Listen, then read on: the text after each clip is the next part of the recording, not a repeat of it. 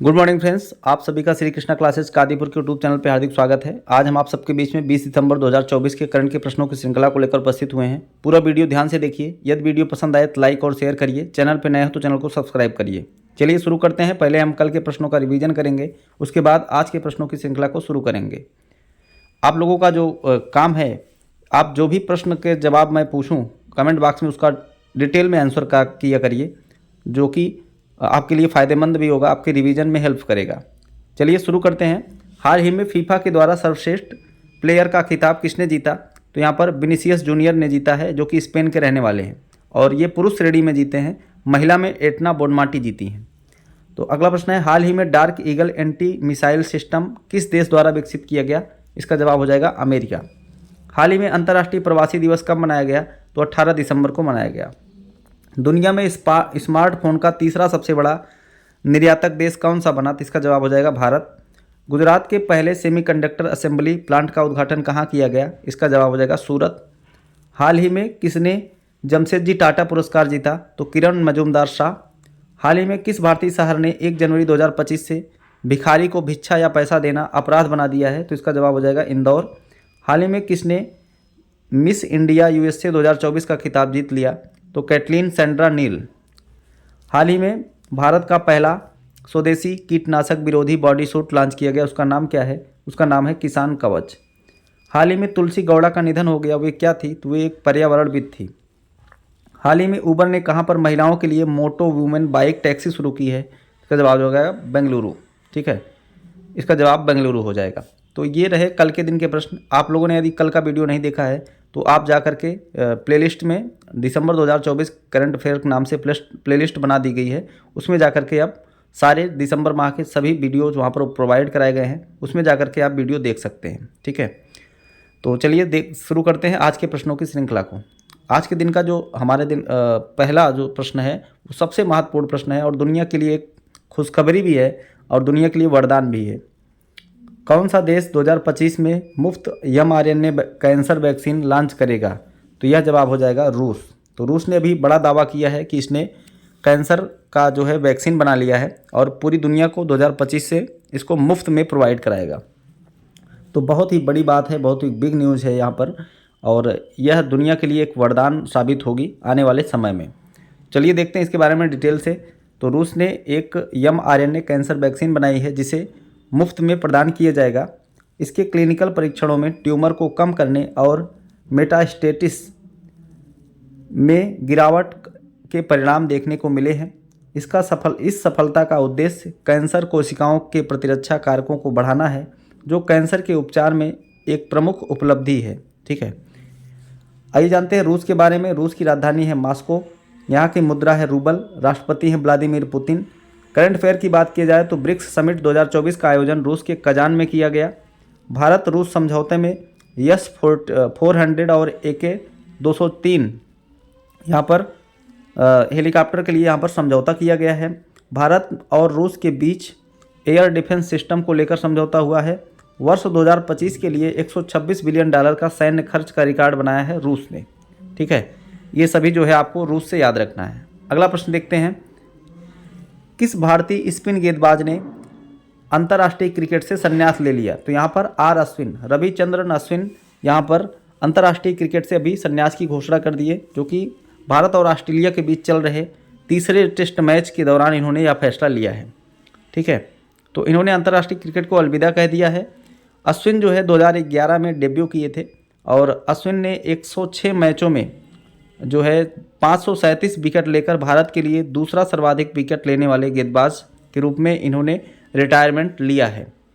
इनसे आगे सिर्फ अनिल कुंबले हैं जिन्होंने 619 विकेट लिए हैं। ठीक है, ये आपका जो है इमेज के ज़रिए देख सकते हैं, एक लीजेंड प्लेयर है और इनके लिए जो है एक ताली ज़रूर आप लोग बजाइएगा, क्योंकि इन्होंने भारत के लिए कई सारे ऐसे मैचों को जिताया है जो भारत के लिए बहुत ही महत्वपूर्ण और बहुत ही अहम भूमिका में इन्होंने काम किया है। ठीक है, तो ऐसे लीजेंड प्लेयर को जो है मेरी तरफ से कांग्रेचुलेशंस। आप जो है अपनी अगली जर्नी को जो है सुखद बनाएं। आइए देखते हैं अगला प्रश्न। अगला प्रश्न है, हाल ही में का साहित्य अकादमी पुरस्कार 2024 किसे मिला? तो यहाँ पर गगन गिल को मिला है हिंदी का साहित्य अकादमी पुरस्कार। तो ये गगन गिल जो है एक जो है महिला हैं, इन्होंने कह सकते हैं कवित्री हैं। इन्होंने जो है एक रचना लिखी है, मैं जब तक आई बाहर, उसी के लिए इनको जो है साहित्य अकादमी का पुरस्कार मिला है हिंदी भाषा में। अंग्रेजी में मिला है स्टरिन कीरे को स्पिरिट नाइट के लिए। अभी जो है 21 भाषाओं के रचनाकारों को वर्ष 2024 का प्रतिष्ठित साहित्य अकादमी पुरस्कार देने की घोषणा की गई है।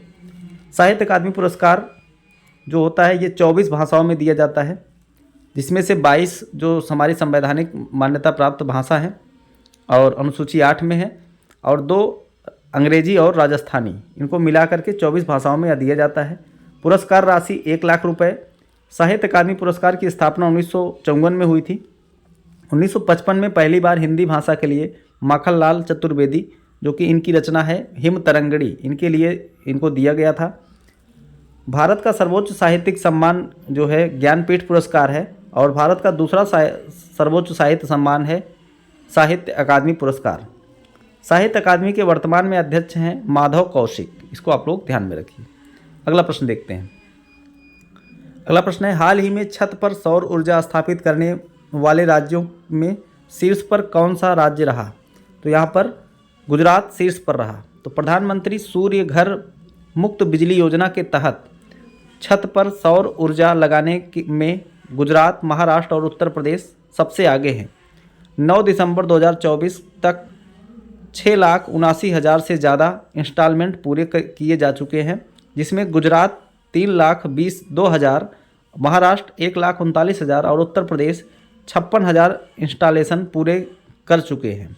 ठीक है, तो सबसे ज़्यादा इसमें गुजरात हो जाएगा। आइए जानते हैं गुजरात के बारे में प्रमुख इम्पॉर्टेंट फैक्ट को। गुजरात की राजधानी गांधीनगर, यहाँ के मुख्यमंत्री भूपेंद्र भाई पटेल, राज्यपाल हैं आचार्य देवव्रत। यहाँ पर गिर राष्ट्रीय उद्यान, वंसदा राष्ट्रीय उद्यान, मरीन राष्ट्रीय उद्यान, वेलावदार राष्ट्रीय उद्यान और लोक नृत्य है यहाँ का गरबा। करंट अफेयर की बात की जाए तो प्रधानमंत्री नरेंद्र मोदी जी ने जल संचय जल भागीदारी योजना शुरू किया था गुजरात से। केंद्रीय मंत्रिमंडल ने गुजरात के साड़ंद में एक नए सेमीकंडक्टर संयंत्र का उद्घाटन किया है। हाल ही में केंद्रीय पर्यावरण मंत्रालय ने स्वच्छ वायु सर्वेक्षण 2024 में सूरत शहर को शीर्ष पर रखा।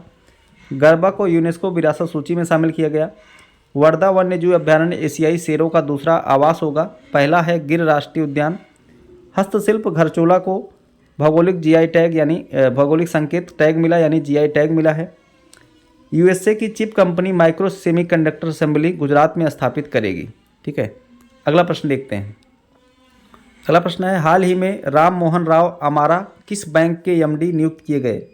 तो ये स्टेट बैंक ऑफ इंडिया के एमडी नियुक्त किए गए हैं, एसबीआई के एमडी नियुक्त किए हैं, मैनेजिंग डायरेक्टर नियुक्त किए गए हैं। वे सीएस शेट्टी की जगह लेंगे, जिन्होंने अभी एसबीआई के अध्यक्ष के पद पर पदोन्नति प्राप्त किया है। तो अभी सीएस शेट्टी जो बन गए हैं एसबीआई के जो है अध्यक्ष, उनका पद खाली हुआ था तो इनको बना दिया गया है एमडी। ठीक है, राम मोहन राव अमारा को। तो सीएस शेट्टी का पूरा नाम होता है छल्ला श्रीनिवास शेट्टी। तो स्थापना इसकी हुई थी एसबीआई की 1 जुलाई 1955 को। मुख्यालय मुंबई में है। अध्यक्ष सीएस शेट्टी बन गए हैं। ब्रांड एम्बेसडर इसके हैं महेंद्र सिंह धोनी। अगला प्रश्न देखते हैं, हाल ही में किस राज्य में पहली बार गंगा नदी डॉल्फिन टैगिंग का आयोजन किया गया? तो यहाँ पर इसका जवाब हो जाएगा असम में। तो असम में गंगा नदी डॉल्फिन को एक टैगिंग का आयोजन किया गया, जिसमें जो है एक ऐतिहासिक उपलब्धि है, जिसमें जो है गंगा नदी डॉल्फिन को जो है ट्रैक किया जाएगा, जिसमें सैटेलाइट के माध्यम से यहाँ पर टैगिंग किया जाएगा कि कहाँ पर उसकी लोकेशन है। तो अभी यहाँ पर देखते हैं न्यूज़ क्या है। भारत में असम में गंगा नदी डॉल्फिन, जिसका वैज्ञानिक नाम है प्लेटनिस्टा गैंगेस्टिका, की पहली बार सैटेलाइट टैगिंग करके एक ऐतिहासिक उपलब्धि हासिल की गई है। इस पहल का उद्देश्य डॉल्फिन की आवास और प्रवास का अध्ययन करना है। गंगा नदी डॉल्फिन, जो भारत का एक राष्ट्रीय जलीय जीव है, प्रकृति के शीर्ष शिकार के रूप में कार्य करती है और नदी पारिस्थितिकी तंत्र को के लिए एक बेहद महत्वपूर्ण है। ठीक है, आप लोग कमेंट बॉक्स में बताएंगे गंगा नदी डॉल्फिन संरक्षण केंद्र कहाँ पर स्थापित किया गया है। ठीक है, गंगा नदी डॉल्फिन संरक्षण केंद्र कहाँ स्थापित किया गया है, कमेंट बॉक्स में आप जरूर बताएंगे। तो आइए जानते हैं असम के बारे में। असम की राजधानी दिसपुर, मुख्यमंत्री है हेमंत बिस्वा शर्मा, राज्यपाल है लक्ष्मण आचार्य। नेशनल पार्क है काजीरंगा, मानस, डिब्रूगढ़ सैकोवा, रायमोना, दिहांग पटकई, नामेरी और औरंग यहाँ पर राष्ट्रीय उद्यान स्थित हैं। बोहागी बिहू जो कि बैसाख महीने में मनाया जाता है, एक असमिया नववर्ष इसी के साथ शुरू होता है। माघ बिहू जनवरी के मध्य में मनाया जाता है। काटी बिहू कार्तिक मास में मनाया जाने वाला त्यौहार है। असम में करीमगंज जिले का नाम बदल करके अभी श्रीभूमि कर दिया गया है। असम और भूटान की सीमा पर पहले इंटीग्रेटेड चेक पोस्ट का शुरुआत किया गया। असम में कटी बिहू त्यौहार मनाया जाता है। असम के मुख्यमंत्री ने मिशन वसुंधरा 3.0 लॉन्च किया है। असम सरकार ने आधार कार्ड के लिए एनआरसी रसीद अनिवार्य कर दी है। असम में पहली बार आधिकारिक तौर पर मिथुन का पंजीकरण किया गया। असम के मुख्यमंत्री ने हो भाषा को संविधान की 8वीं अनुसूची में शामिल करने की मांग की है। असम सरकार ने 500 मेगावाट और सौर संयंत्र के लिए 434 मिलियन का ऋण एडीबी से लिया है, एशियन डेवलपमेंट बैंक से लिया है। राज्य ने सार्वजनिक रूप से गोमांस खाने पर अभी प्रतिबंध लगा दिया है। पहली बार देश के पूर्वोत्तर क्षेत्र में प्रतिष्ठित अंतर्राष्ट्रीय विज्ञान महोत्सव का आयोजन गुवाहाटी में किया गया। यूनेस्को की विश्व विरासत सूची में मोईदाम को शामिल किया गया है। ठीक है, यहाँ पर इतनी चीज़ें आपको ध्यान में रखना है। अगला प्रश्न देखते हैं। अगला प्रश्न है, हाल ही में किस अभिनेता को अमेरिकी नौसेना ने नागरिक पुरस्कार से सम्मानित किया? तो यहाँ पर टॉम क्रूज जो कि एक हॉलीवुड अभिनेता है, इनको अमेरिकी नौसेना ने नागरिक पुरस्कार से सम्मानित किया है। टॉम क्रूज को सेना में उनके असाधारण योगदान के लिए खास तौर पर टॉम गन जैसी फिल्मों में उनकी शानदार भूमिकाओं के लिए अमेरिकी नौसेना ने प्रतिष्ठित लोक सेवा पुरस्कार से सम्मानित किया है। ये सभी आपको ध्यान में रखना है। अगला प्रश्न देखते हैं। हाल ही में सुरक्षा में बेहतरीन काम करने के लिए किस मंदिर ने स्वॉर्ड ऑफ ऑनर पुरस्कार जीता है? तो यहाँ पर श्री राम मंदिर अयोध्या। तो अयोध्या में बन रहे भव्य राम मंदिर को सेफ्टी के मामलों में इंटरनेशनल अवार्ड मिला है, जो कि ब्रिटिश सेफ्टी काउंसिल ने मंदिर निर्माण में अपनाए गए सेफ्टी प्रोटोकॉल को देखते हुए इस प्रतिष्ठित स्वॉर्ड ऑफ ऑनर का अवार्ड दिया है। ठीक है, यह अवार्ड कंस्ट्रक्शन के दौरान हो रही सेफ्टी स्टैंडर्ड को अपनाने के लिए दिया जाने वाला सबसे बड़ा सम्मान है। ठीक है, तो कंस्ट्रक्शन के दौरान जो यहाँ पर सावधानियाँ बरती जा रही हैं, एक एक बारीक चीज़ों को ध्यान में रखा जा रहा है, उसके लिए जो है ब्रिटिश सेफ्टी काउंसिल के द्वारा इसको स्वॉर्ड ऑफ ऑनर का अवार्ड दिया गया है। ठीक है, अभी ये अपूर्ण मंदिर है, अभी बन रहा है, इसका निर्माण कार्य जारी है, हालांकि इसका उद्घाटन हो चुका है। अभी आप कमेंट बॉक्स में बताएंगे कौन सी कंपनी के द्वारा अयोध्या में बन रहे राम मंदिर का निर्माण किया जा रहा है। ठीक है, और इसके मूर्तिकार कौन है, दोनों चीज़ें आप कमेंट बॉक्स में छापिए। भारत का पहला सीमावर्ती सौर गांव कौन सा बना है? तो यहाँ पर मसाली गांव गुजरात के जो कि बनासकाठा ज़िले में स्थित है, और यह भारत का पहला सीमावर्ती सौर गांव बन गया है। तो गुजरात के बनासकाठा ज़िले में स्थित मसाली गांव जो अभी देश का पहला सीमावर्ती सौर गांव बन गया है। यह गांव भारत पाकिस्तान की सीमा से 40 किलोमीटर दूरी पर स्थित है। इस गांव के सभी घरों पर सोलर रूफ टॉप लगाए गए हैं।